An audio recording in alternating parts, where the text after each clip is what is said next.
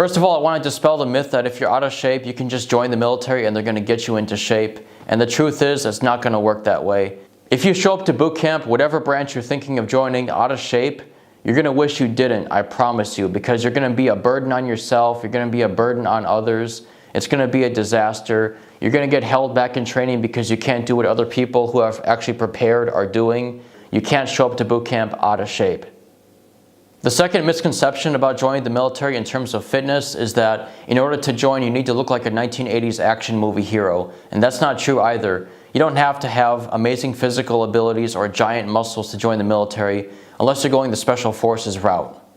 Now the good news is you can join the military without going to the gym even once, which is what I did. I didn't go to the gym even one single time because I didn't have the time, I didn't really have the money to go to a gym, and the truth is, it's not even necessary. I mean, if you think about it, when you finally get to Navy boot camp or whatever boot camp you're going to, they're not testing how much you can curl, how much you can bench press or squat or deadlift. They're testing how many basic push-ups you can do, how long you can plank or do sit-ups, and how fast you can run a certain amount of distance. When you finally get to boot camp, it's not going to be some kind of a bodybuilding competition. They're going to test you on basic exercises that you can do in your living room. I promise you, it's not going to be some kind of a bodybuilding competition where people are going to be going to the gym and just screaming and throwing dumbbells all over the place and all kinds of crazy stuff. It's not what it's going to be like at all. Nobody even cares how much you can squat, how much you can bench. It's not what they're testing you on. It's not what they're looking for. Now, if you want to get into shape and go to the gym or whatever first, I mean, that's fine. But the truth is, people that are thinner and people that are smaller are actually at an advantage because while you're running, you have less to move. So how do we actually go about getting into shape? First of all, we need to look at what your branch requires for their fitness test. If you're going to join the Navy like I did, they're looking for push-ups, planks, and a 1.5 mile run. If you're looking at the Army, it's going to be push-ups, sit-ups, and a 2 mile run. If you're looking at the Marine Corps, it's going to be push-ups or pull-ups, planks, and a 3 mile run. And for the Air Force and Coast Guard, it's going to be push-ups, sit-ups, and a 1.5 mile run. And there's also alternatives for events during the fitness test, but that's not a bad quick overview. So while you're practicing for these fitness tests, you can look up the charts for the actual scoring of the test for your branch. So like a 35-year-old is not expected to do the same as like an 18-year-old in terms of run times, how many push-ups you can do or whatever. Every single score is going to be based on your age, and you can look up that chart and set your goals accordingly. Now, as I mentioned earlier, I never went to the gym even once in order to prepare for my trip to boot camp. And it was like a 1-year-long process for me to get ready. And if it takes you a long time to get prepared to go to boot camp because you're either, too out of shape on the thin side like I was, or on the heavy side like other people are, if you need to take a long time to get into shape, there's nothing wrong with that. The max age to join the military, at least when this is filmed, is around 41, and there's no rush. Like, if you need to take some extra time to get into shape, there's nothing wrong with that. I took a whole year to go from being completely out of shape into being good enough to go to basic training. Now, what I did was I used to exercise at work. I didn't have the time or the money to go to the gym, and it turned out it wasn't necessary anyways. So what I did was, on my breaks at my office job, I would go up to the top of the parking structure and just do as many push-ups as I could in 2 minutes. And at first, it was like, I can do like 10 push-ups maybe. I could do maybe 20 jumping jacks. I was really out of shape because all I did was go from home to work in my car. So any kind of physical ability I had was lost because I wasn't running after buses anymore.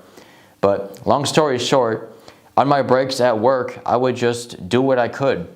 You don't have to go from 0 to 50 push-ups in a week or a day. Like I said, you can take your time. Don't injure yourself, don't go crazy, don't get depressed because you can't go from 0 to 50 push-ups in a week.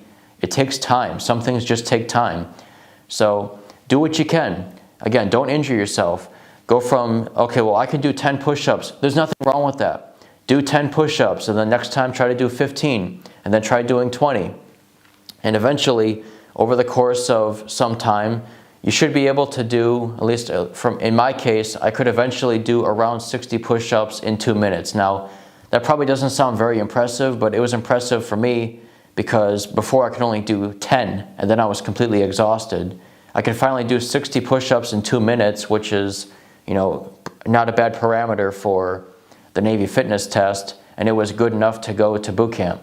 So again, on my breaks at work, which were only about 15 to 20 minutes long, I would just do as many push-ups as I could, jumping jacks. I was doing good morning darlings. I was doing, squats in my cubicle. I was doing whatever it took. And on my last break at work, I would run up and down the parking structure. But the one mistake I made was, instead of actually running for distance, I would just run to the top of the parking structure. And maybe it was because I was so out of shape, it felt like more work than it actually was, but it only took about 3 minutes to run to the top. Now what I should have done was actually run distance on my off days around the neighborhood or something, because running 1.5 miles doesn't sound that difficult, but if you haven't really practiced for it, it's going to be very difficult. And even after you get into shape, the run is easily going to be probably the most difficult part of the fitness test, because, push-ups, it's not that big of a deal. A plank, you just hold on to it, and the score to pass minimum is really not that high. It's like 1.5 minutes or something, depending on your age group. But the run is definitely daunting, especially to get like an excellent score, because even if you go by your age group, the scores can change, like how good your score is, and that can change like if you're trying to go for chief later on in your career, in terms of the Navy and the Coast Guard. In terms of putting in like an officer package, if you get like an excellent PT score, if you're trying to go for RDC, that's going to make a difference versus trying to get like good enough to pass, which is, good enough to get through boot camp or whatever. But if you're trying to go above and beyond, you got to get that high score, the excellent score, outstanding, stuff like that. Anyways, I made a mistake in how much I practiced for the runs before going to RTC, but because I practiced at all, it was a good enough foundation for them to build on. So again, when you go to boot camp, you can't be out of shape, but if you're in good enough shape, they'll get you into better shape.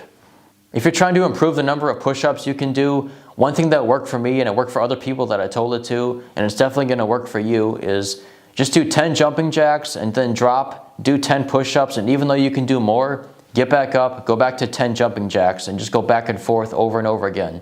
10 jumping jacks, 10 push-ups, 10 jumping jacks, 10 push-ups, and that's definitely going to improve the number that you can do.